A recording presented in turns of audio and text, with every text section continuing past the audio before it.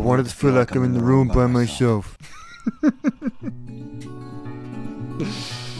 Stumbling. Sitting in the back seat of my car with my arms around my guitar, and the rain falls from the roof of the world. Nothing around, just the trees and the ground. There's a bird in a tree singing his song just for me, just for me. Yes,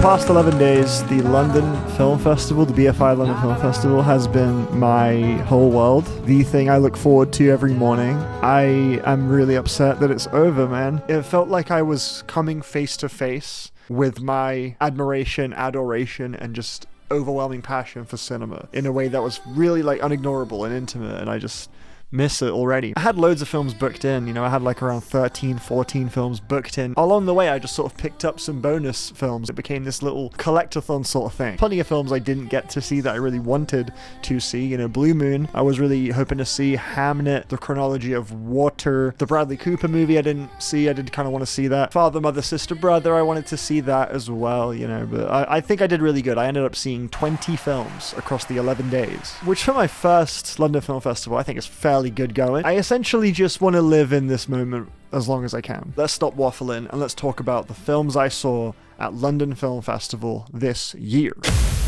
Exit 8. First film I saw, Japanese horror film about a man who gets stuck in a repeating underground train subway station. It's based on a video game of the same name. It was packed out, it was a really fun time. Overall, the film didn't really work on me. I kind of wish it adapted the game a bit less faithfully. Maybe added some more urgency to the story so I really cared about seeing the guy succeed and leave the subway. It ultimately just kind of recreates the experience of playing the game as a film as close as it can, which does create for a pretty unique film, but I don't know, I just wasn't really as invested as I wanted to be. I kind of left just thinking I may as well have just played the game for 2 hours. If the concept sounds appealing, it does deliver on giving you a pretty engaging ride through that concept. I wish there was just more attention given towards making the film experience different from the game experience, but hey ho, that's fine.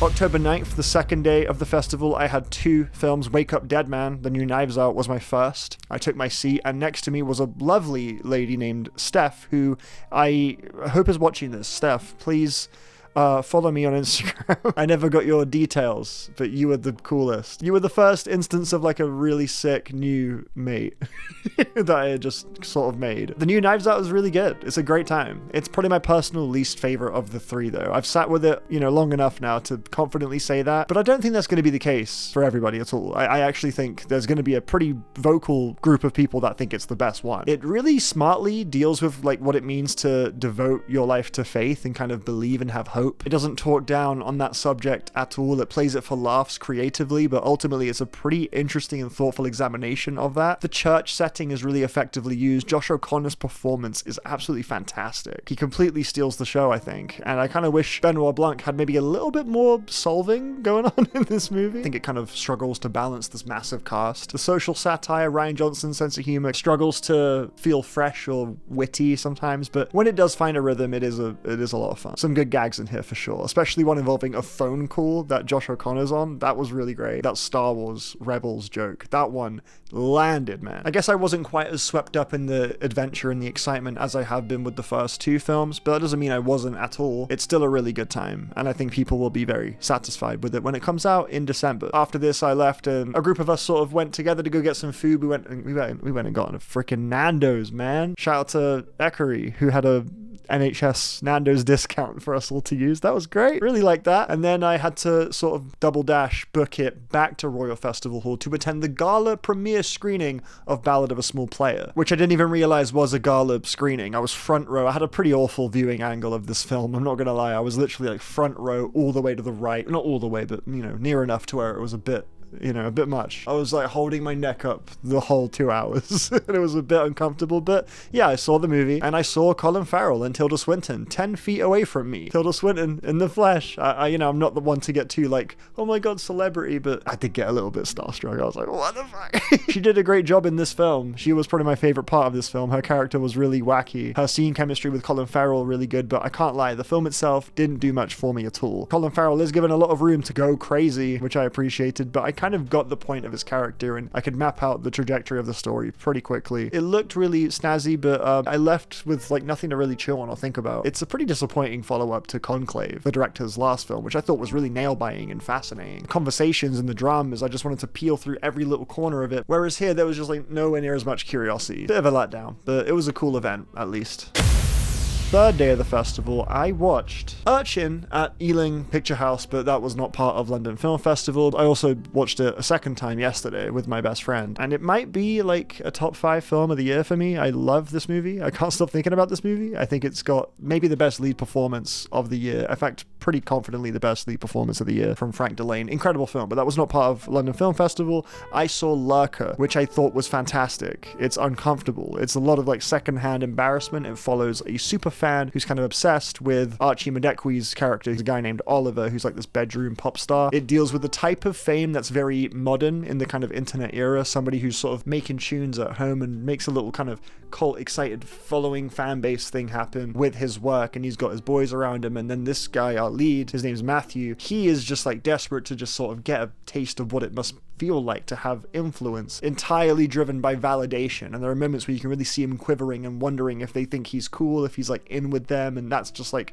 his whole world. And this really consumes him in a way that's eerily real. The lo-fi camera footage makes it feel very boots on the ground and like in close proximity. There's not much of a sheen going on. It's very just unapologetically, uncomfortably awkward. And I think it explores this feeling really thoroughly, really effectively, and it keeps you in that space for the whole runtime. It's hilarious too, really funny. Zach Fox has a couple bangers in there. He's not got too many lines, but the one with at the beginning with the pants, that whole thing fucking destroyed me, man. It was wicked. And I met up with my boy Daniel afterwards. Shout out to, dude, so many people I could name in this video that no one will know who they are, but I'm just like, dude, they're the coolest fucking people. That was my first of many Daniel meetups. And that brings us to the next day.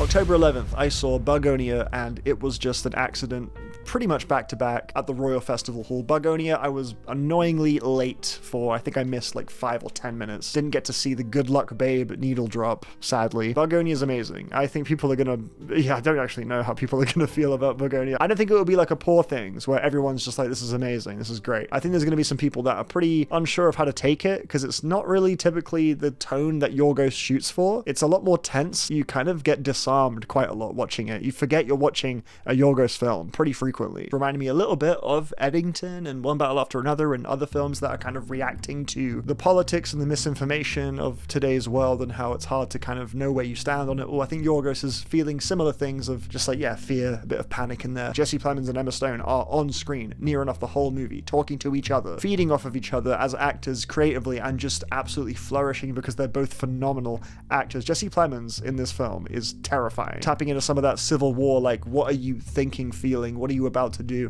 I don't quite know, but in a much more like fragile and insecure way this time around. And Emma Stone is just incredible in this movie. She's really like building out a portfolio of legendary roles. Over the past 5 years, she has just been on an unbelievable trajectory. I would say Bugonia is her second best performance ever, behind Poor Things. I love the ending. It's a really haunting ending. It's got a few moments that had my audience freaking out. You will know the exact moment I'm talking about when you see the film. Everybody in my screening just had a massive like moment. It was oh my god, it was sick. It was so sick. The film looks phenomenal. Robbie Ryan is my favorite cinematographer breathing. Every single shot is gorgeous, just like Poor Things and Kinds of Kindness before it. The score from Justin Fendrick's fantastic. Like this is an immaculately made film to me. I think Will Tracy and Yorgos is a really wonderful writer-director combo. I hope they work together again. Aidan Delbis, man. Wonderful performance from Aidan Delbis. The real warmth of the film right there. It was just an accident was right after this. Had a really good time with this film too. I struggled a little bit with the acting in the film. film. I found it a little bit too over-dramatized and theatrical. The characters on screen moved around like I was watching a stage show, which maybe contradicted for me the realism of what they're talking about, what they're doing in the film. It's about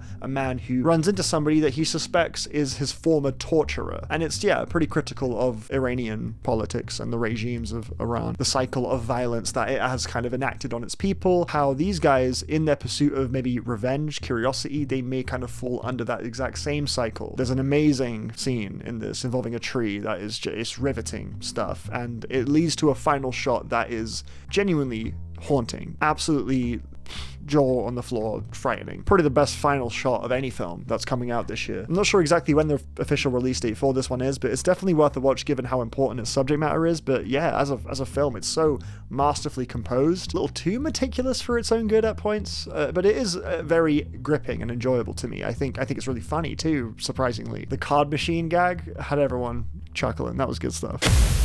October 12th, the next day, was a write-off, actually. I sacked that day off completely. I was supposed to go and see Jay Kelly at 11:30 in the morning. I woke up and I was like, dude, the whole thought of going into London again. I ended up just taking a day off. Had my first bout with standby queues. My friend Fernando decided to put me on game to how they work and how you have to rock up like an hour and a half or so early to a screening. By the time the screening does roll around, you're pretty far up in the queue. You've got a good chance to pick up any leftover tickets that are not sold. So I decided to join the standby queue to see if I could watch a film called Fuck Toys, which a friend of mine from the festival, Ben, he saw so many films at this festival, like 40 something or something stupid like that. Props to him, he did really well. And he loved this movie Fuck Toys. He had seen it earlier on in the festival, and I think he gave it 5 stars. He was like, this is the best film at the festival, and it's got no distributor, no release date at all, so for all I know, it's never going to come out, and this festival is the only chance to see the movie. So I was like, cool, let me try and join this queue to see the film. And of course, my train stalled for ages on the way, and I ended up getting to the queue late, and it was a real gamble, and unfortunately, I didn't get to see it. I was seeing The Mastermind in the evening, and I was like, I want to see a film beforehand. So I ended up going to Prince Charles and just saying, hey, have you got any film festival films going? I'm trying to kill 3 hours. And they were like, yeah, we got a seat for Kim Novak's Vertigo. And I was like, all right, cool, let's see it. I don't know what this is, but let's see it. It's a documentary about actress Kim Novak and how her many roles have shaped her as a person, specifically highlighting Vertigo as a key kind of turning point moment, not just for her, but also for the filmmaker Alexandra O'Philippe, who very transparently is in the film talking to Kim Novak. And it was a really nice documentary, the only documentary I saw across the whole festival. It was very lovingly made, and it is a nice way of spotlighting just how much actors learn about themselves through their work. Kim Novak, at 92 years old, is still learning, still discovering things about herself, still so much passion and interest in the world around her. She was a really wonderful subject for the documentary. I guess my issues with the film came in the filmmaking. The use of narration and old movie footage kind of got a little exhausting and repetitive to me. Overall, though, I still left really, really happy. I thought it was really nice, and considering that I've never seen Vertigo or any Kim Novak performance in my life, I was surprised by how immersed in the film I actually was. And then, in the evening, I went to go see The Mastermind, the new film from Kelly Reichardt starring Josh O'Connor. It's phenomenal. I think it might be my second favorite of the entire festival. I can't stop thinking about it. It's a really funny, really charming, textured, and patient character study of a man who has just got something wrong along the way. He's constantly looking for a shortcut, fumbles around trying to steal things. It's kind of shameful, but it's very,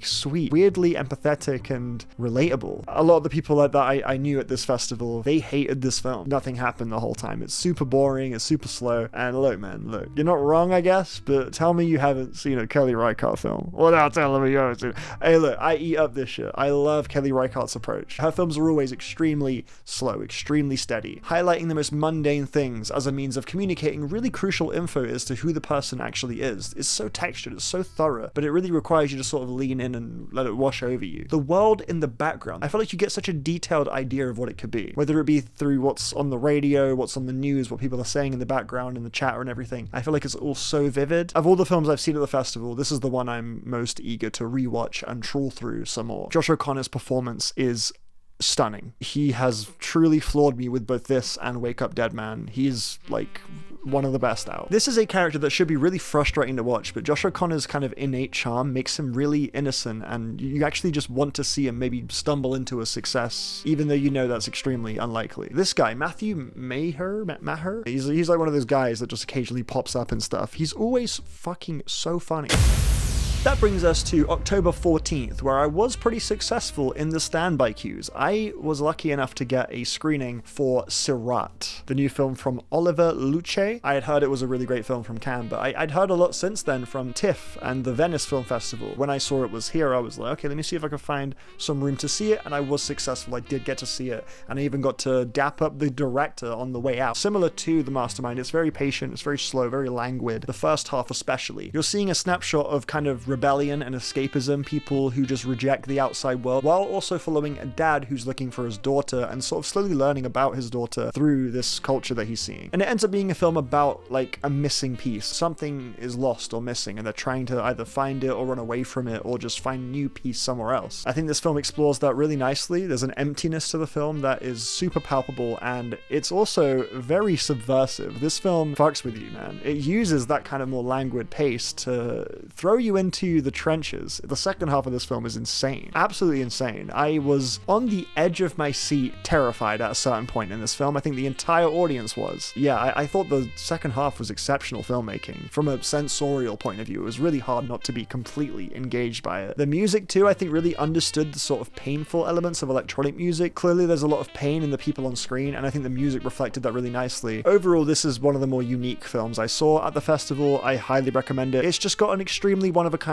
identity to it that it left a real mark on me. I can remember exactly how I felt being immersed and swallowed by this world. It also has a really cool delayed title card, which I always love. And then immediately after Sirat, I went to go see More Life, a film about 4 guys in Copenhagen who are Instagram live streaming their holiday and end up kind of arguing and learning that they sort of hate each other. It's a very low stakes, sort of charming little comedy, with the central gimmick being that it's entirely shot to look like a live stream on Instagram. It's like vertical phone sort of aspect ratio. It was pretty jarring to see that in a cinema. Like most of the screen was just black. It was just the middle of the screen that was being used. At first, I was pretty judgmental about it. I was like, what the heck are we doing? But then the film kept going, and it was just really funny. It's got the guy from Hard Truths in it, you know, the son who's very quiet. He's really funny in this movie. In fact, everyone was just fucking hilarious. I immediately thought of about 8 people in my life that would find this just drop dead hilarious. My friend Carrie would go crazy over this movie. It was very short. It was about 70 minutes. It definitely felt a lot longer than it was because I think it just gets a little tiring to watch the comments and the live stream thing. They didn't use it that creatively, I didn't think. They don't really ever talk to the chat in the movie. I think they do like once. Overall though, it was just a really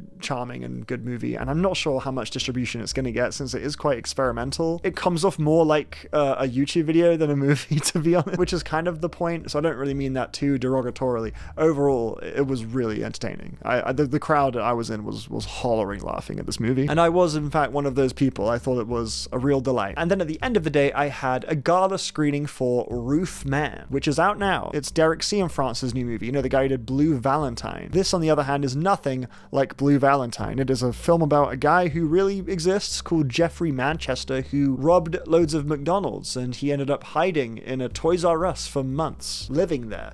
And this is like a real guy. It's pretty crazy. The gala event, the intro Q&A was insufferable. Ben Mendelsohn made the show all about himself. I found it so annoying. He was parading this dog around and the cameras and like doing stuff like this for the crowd to like get cheers going. Meanwhile, Derek Cianfrance is trying to answer questions about the inspirations for the film. I just found it really obnoxious. Channing Tatum and Kirsten Dunst were clearly kind of thrown by whatever the fuck he was doing. How was the film though? It's pretty cool. It's okay. It's not that crazy, unfortunately. I think it could have been a lot better if Derek Cianfrance's voice was a bit more at the forefront. There were moments where it kind of felt like they were hinting at being a bit more of a character study on the guy himself, Jeffrey Manchester, like what's going on in his mind, in his psyche to bring him to the place he's in. Channing Tatum, I think, could totally kill that. The film wasn't that interested in being that, to be honest. It was more interested in being like this blockbustery rom-com thing, and it succumbed to a lot of like rom-com tropes that I found pretty faceless. It had some good laughs in there. The cast are all, you know, they're doing good work. It wasn't bad. I ended up quite impressed by Channing Tatum, especially considering that any other actor, I think, playing this guy, it would be really hard to make him as obviously likable as he is in this movie. You are always on his side, even though he's like an explicit criminal. That's that's just credit to Channing Tatum. He is really charming in the movie. And overall, yeah, I had a nice time with it. I thought I had a really bad first 10 minutes. The first like 5-10 minutes were insufferable. I was like, this is going to be rough. But yeah, it definitely got somewhere. If you go and see this movie, I reckon you can bank on it being a pretty likable good time. It's a good time at the movies.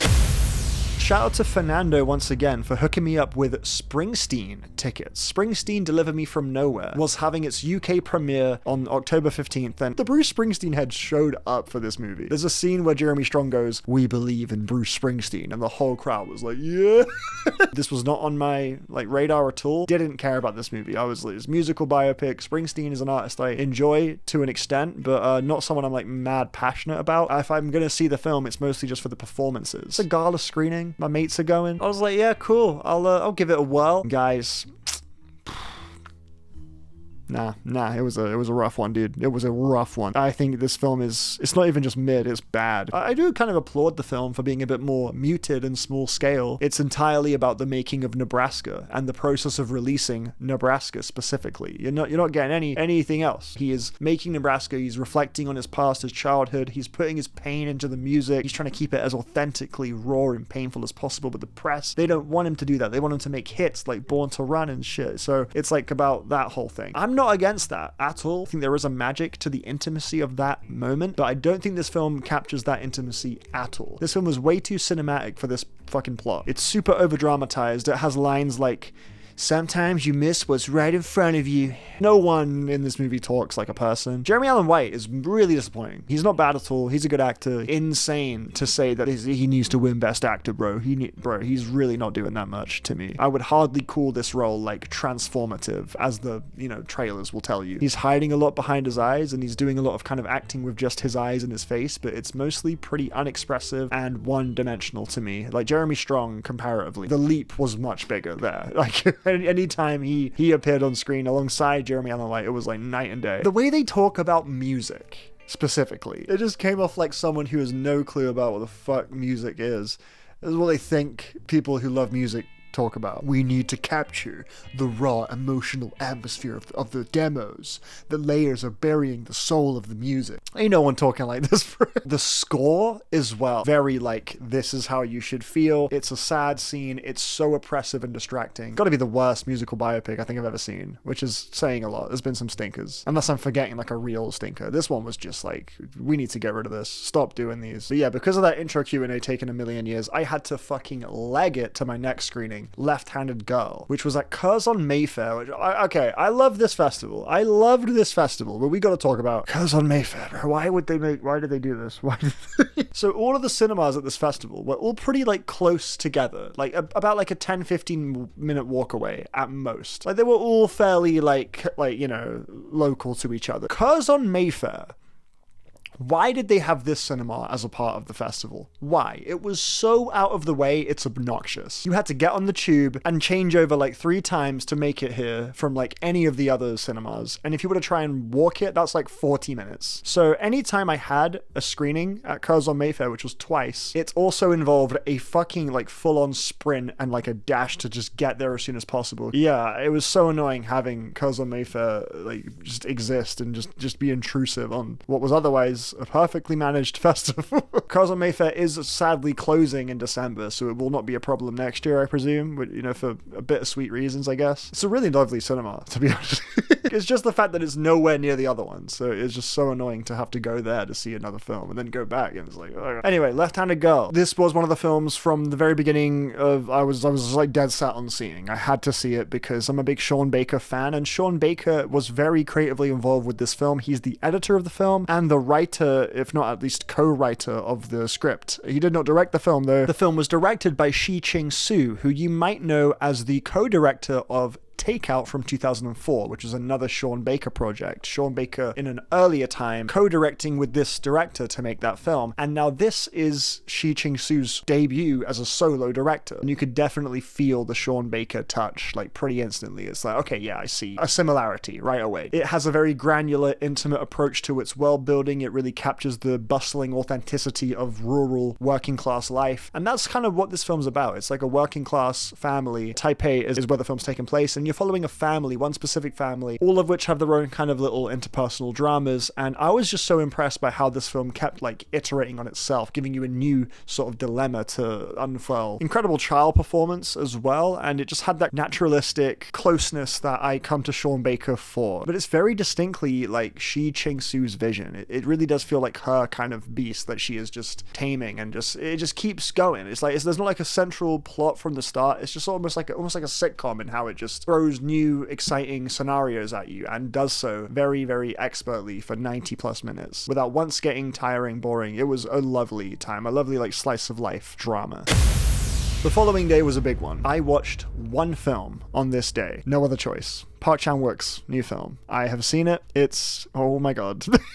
I was going to try and see another film afterwards, but I was too tired. I just went home. Shout out to Alex, who's a guy I met on this day. He was really cool. He was really, really cool, man. He traveled from freaking ages away to just go see this movie. He didn't see anything else at the festival. It was just no other choice. Oh my god, guys, Park Chan-wook fans, we're in a good place with this one. This is maybe my favorite of his. I love Old Boy. I think Handmaiden's really good, and I thought Decision to Leave was really good. This is the most I have just been like enthralled, excited, like fucking jazzed up watching one of his films, which is saying a lot because his films, they jazz you up, bro. They are electric, and this is no exception. This is a hilarious movie by a landslide. The funniest movie I saw at the whole festival was No Other Choice. It is an absolute stupid comedy. It's just like a bonkers comedy for most of it. I just didn't expect that from him. It's about a guy who loses his job, and he's like, no, this is what I do. I'm not gonna let this happen. And he goes on a fucking rampage to get it back. And it's a wonderful way to sort of vocalize a frustration with the capitalist world. How it's so easy for people above you, like without your control, to just sort of bump you off, and you have to now kind of figure out a new place in life. And it's like, this is what you're meant to do. I find it to be a pretty thoughtful commentary on how difficult it is to do the thing you're meant to do on this planet. Like, it's not something you could just go and do. Connections, money, status. These are all things that play a massive role in getting you to the place you want to be. It's a story about a guy who would rather commit murder than reevaluate who they want to be, or become a new person, or like chase a new thing. It was one of the more kind of jubilant and delightful attacks on capitalism I've seen in a while, and there's been quite a few of those lately. It's a great fucking movie. There's one moment in it involving a phone call and the signal reception of the phone call.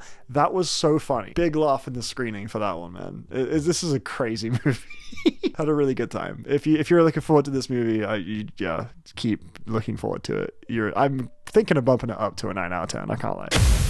October 17th, I also just had one film to see on this day, and it was actually my most anticipated film of the festival, the one I was most excited to see from the very beginning, Julia Ducournau's Alpha, the follow-up to her Palme d'Or winning Titan, which I think is a great movie. The more I've sat with it, the more I'm like, yeah, that film was fucking excellent. I do prefer Raw, though. Raw is my favorite of hers, but with those two films alone, I'm like, yeah, her voice is extremely distinct and like one of a kind. When I saw that Alpha was getting pretty mixed reviews, I got really excited because it was getting mixed reviews for like all the right reasons. It was daring, it was different, it was weird. That's one thing I will give Alpha. It 100% commits to being what it's setting out to be. It knows what it's trying to do, and it is that. This is a complete realized vision, for better or worse. However, I did not enjoy it at all. I thought this was really not good. I am not the target audience for this film. It's one of those ones where if you're locked in on the frequency of this movie, you're probably going to love it. Just couldn't get into it. There was a moment like 30 minutes or so in, I was like, my interest is going not into this movie. The drama, the stakes, the emotional sort of turmoil that was on screen, I just was not in it, and I just embraced that, and I wrote it out for like the whole remaining 2 hours, and it never came back. My curiosity, my interest in this film, it never came back. I do think this will like seriously strike a chord with the right person, though. It's that kind of movie. It's a film about a young girl who gets a tattoo without her mother's permission, and it's taking place in a world where there's a massive virus and people are dying, and she's all worried, and there's also this estranged brother as well.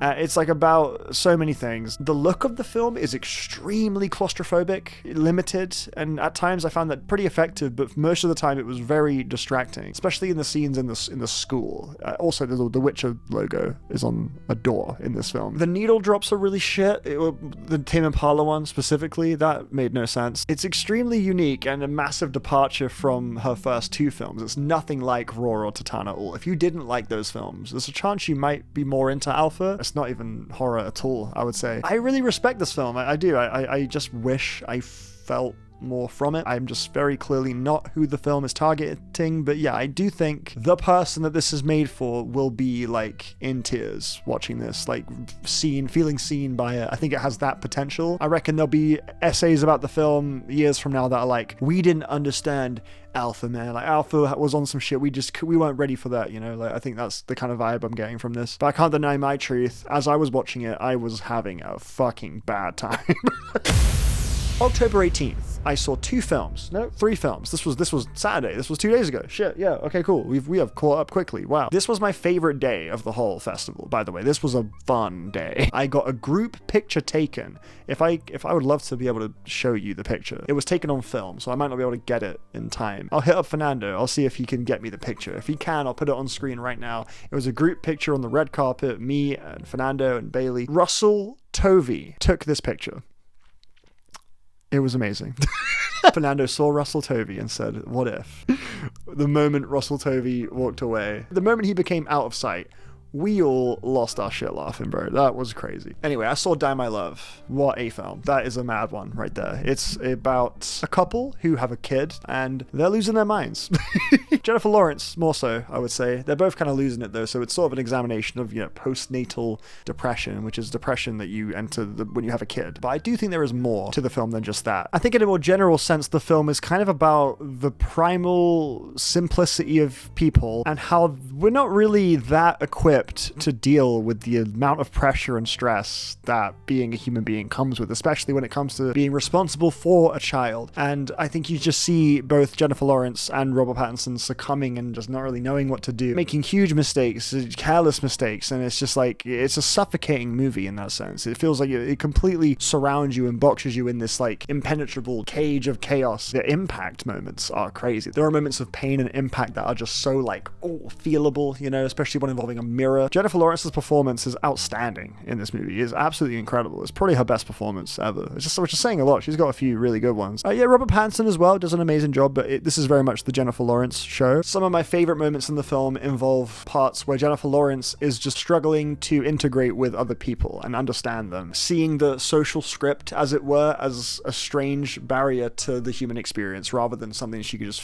slip into. It's extremely gripping. It's a film I noticed throughout the entire time. I was slowly just leaning forward and just completely enraptured and curious to see what the next scene would bring me. As a film, as an experience, it's a great watch. I felt it. It's a very show don't tell movie. I really, really felt it. It was like a hidden blade Assassin's Creed incision. It got me. It hooked me. It really worked. Lynn Ramsey's amazing at just uncomfortable empathy, and I think that's what this film has given you. I thought it was great. I really recommend it. So I actually had After the Hunt booked. I was supposed to be seeing that, but I ended up sacking it off because it's out now, and I was like, okay, I'll just see it for free on Odeon Limitless. While I'm at this festival, I'd rather see some stuff that is not going to come out for a while. Is upcoming. Is like that's why I'm here. That's why I'm at the festival. So I ended up seeing 2 films I did not plan to see, actually. The Secret Agent and Pillion. I was at the gala screening for Pillion. My God, was that an experience. But let's talk about The Secret Agent first. I had heard a lot of buzz about Wagner Moura's performance. I believe he won Best Actor at Cannes, and for good reason. He is tremendous in this movie. He's like the best part of the movie, for sure. And I appreciate that the film commits to being just like a dialogue-driven drama. It's about a man searching for information about his grandmother whilst also being hunted down by some very malicious hitmen. However, it spends a little bit too much time on the search for his mother side of things rather than the hitman side of things, which I thought was way less exciting as a film experience. I thought it kind of waffled a lot. This film should have been like 40 minutes shorter to me. I can't lie. I was struggling at some points during this. I was like, yeah, this is like very well put together as a film. Looks great. Acting is great. Just wasn't gripping me. Wasn't really sweeping me up under my feet. At least not until like things really hit the fan. And I really quite liked the sort of modern day elements where we kind of cut to today and we see people learning about the events of this film. And it was sort of a reminder of the importance of storytelling and preservation and stuff like that. The politics of Brazil, I think, is a huge point of conflict for the filmmaker, clearly. And that was a wonderful element of realism and a kind of palpable tension that the film did have. Yeah, ultimately, I just wasn't that taken by the plot of this thing. Wagner Moura is given plenty of room to really, really give you a wonderful lead character here. He is gripping. The opening scene is fantastic. So much psychological warfare going on, stuff like that I was really into, but the office stuff and the sort of, the conversation conversations about things in the past, and it was just sort of a lot of like, I prefer to visually or more physically feel a connection to what's happening, and that didn't really start happening until like the hitman sort of manhunt side of things really kicked in near the end. I did not regret my time with it. I gave it 3 stars, which to me is like, I'm glad I saw it, you know, it was good, but I was frustrated by how little I cared about a lot of this movie. And that brings us to the Pillion Gala screening. This was fun.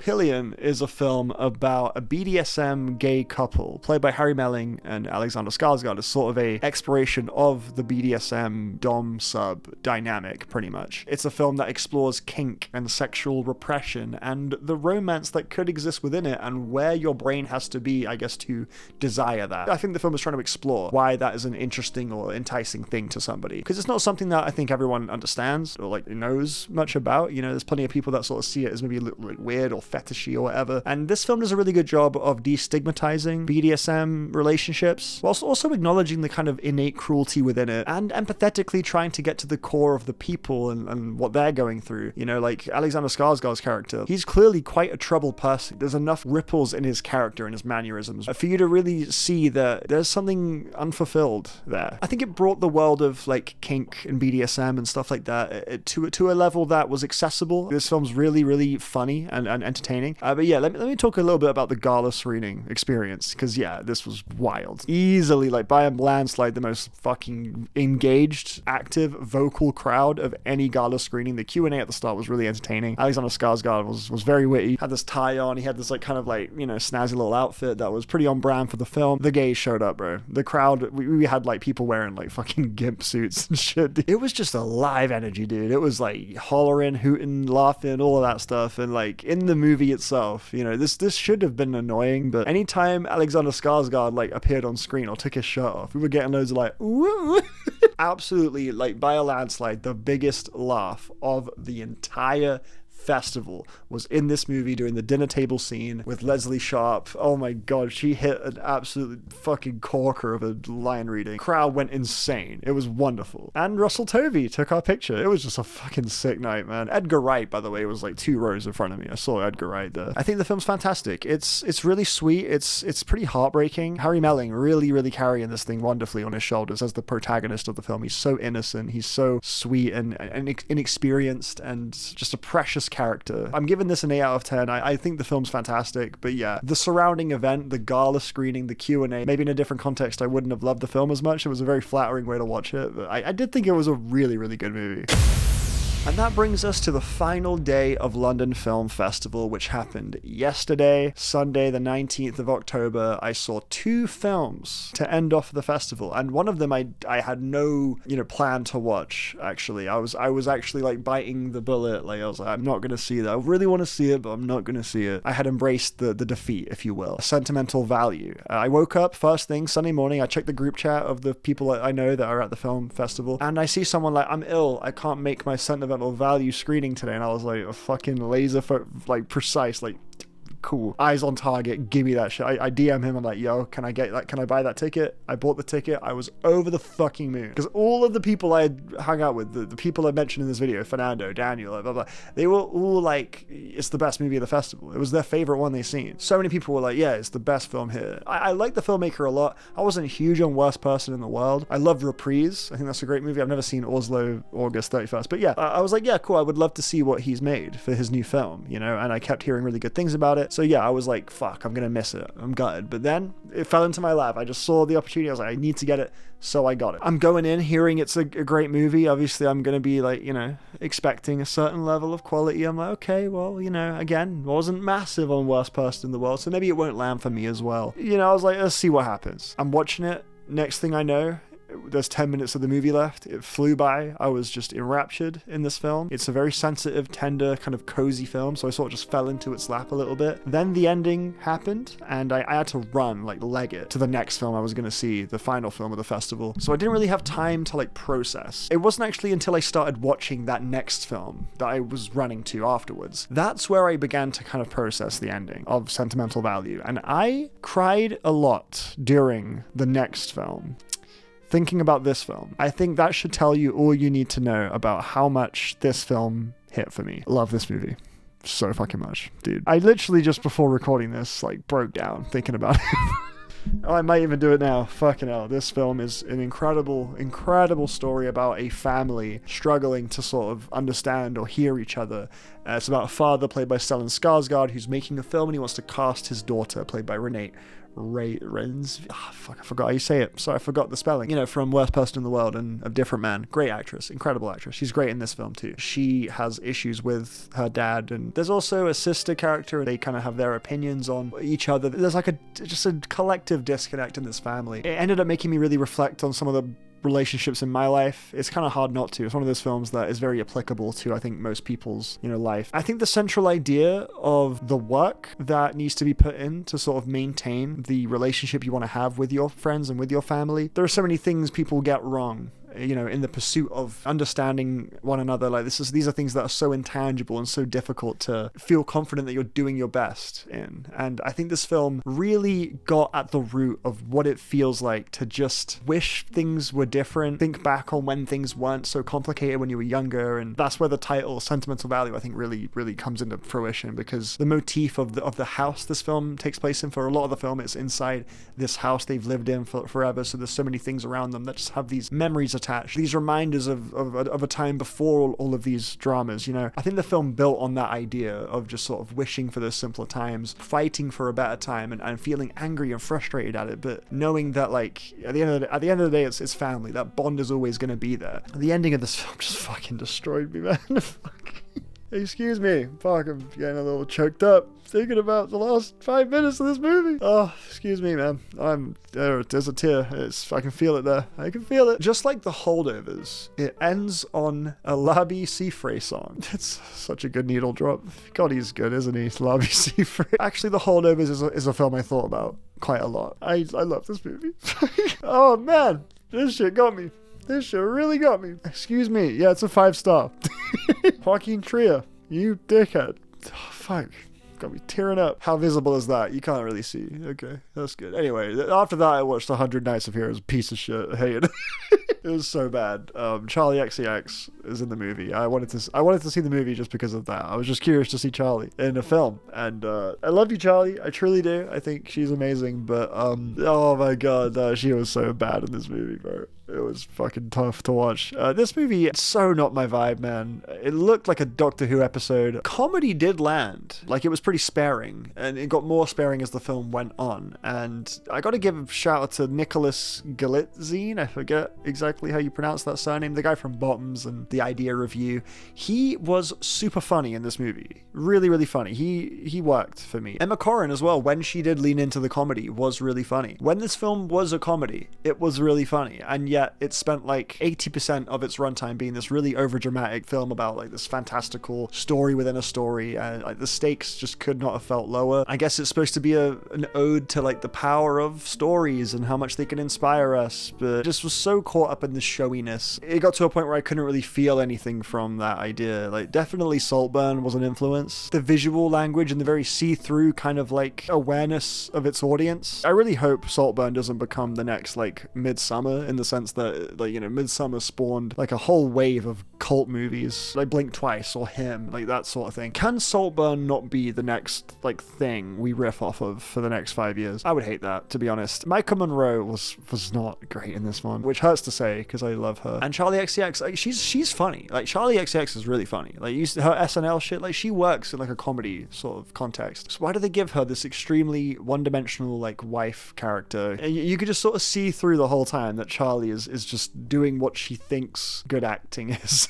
That's so mean. You can visibly see her physically struggle to melt into this character. It sucked. It sucked so bad. Very bravely assumed you were just emotionally invested as fuck in all of these like stories within stories. But yeah, that's everything I saw at this festival. That's my experience at the festival. It was amazing. It's been a serious treat. Anybody watching this that I spent any time with during this festival, I just seriously can't say enough how much. Every single person just added something to my time. doing all this. I really want to do it every year. Plenty of these films that I watched are going to be talked about, I think, during the Oscars and the awards season and everything like that. I wish I had seen Hamnet, but yeah, it's all good. I'll put my worst to best ranking on the screen right now. All 20 films. Thanks so much for watching. If you were at London Film Festival, what did you see? What did you enjoy? What was your favorite part? If you weren't at London Film Festival, is there anything from the festival that you're excited to see when it does come out? What films from this year have you really loved? Let me know in the comments. Drop a comment, leave a like, subscribe to my channel, and hit the notification bell as well. We love the movies over here, baby. I'll see you on the next one. Thank you so much for watching. Bye bye.